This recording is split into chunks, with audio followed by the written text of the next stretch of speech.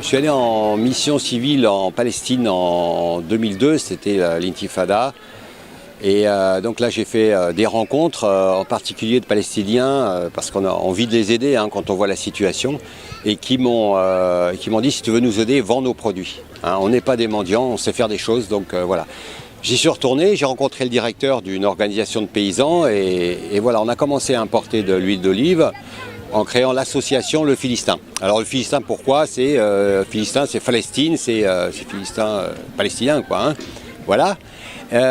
Et donc ça s'est développé, on a créé d'abord une association et puis on s'est fait connaître auprès surtout des associations de soutien au peuple palestinien.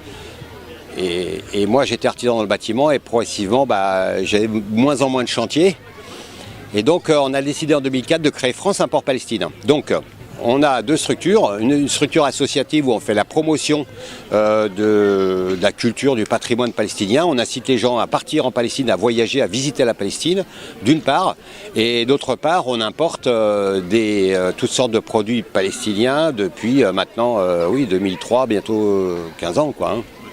Bientôt 15 ans. Alors donc, c'est des produits agricoles, mais c'est aussi de l'artisanat, des céramiques qui viennent d'Hébron, du verre soufflé qui vient d'Hébron, et aussi du bois d'olivier de Bethléem, voilà. Et encore beaucoup d'autres choses, des chaussures, des jeans de Naplouse, beaucoup de choses. Et ça, c'est très important parce que les Palestiniens ont un savoir-faire.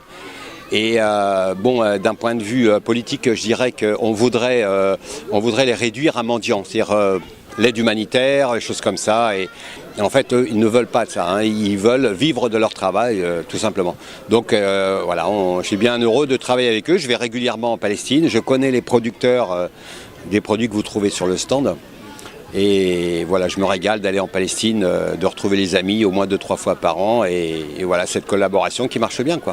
Par rapport à l'association, la culture, la promotion de la culture, du savoir-faire, du patrimoine palestinien.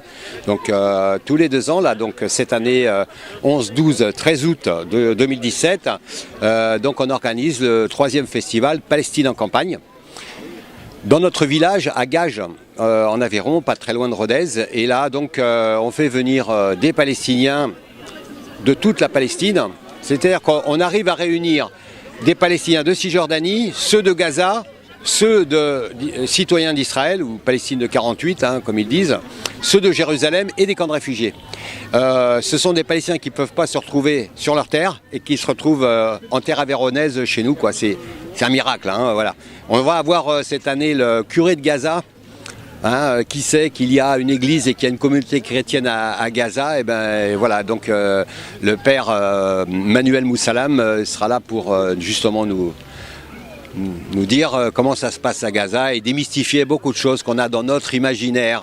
Voilà, il faut remarquer une chose, c'est que les grands médias n'associent jamais le mot chrétien et arabe. Ils parlent toujours des chrétiens d'Orient.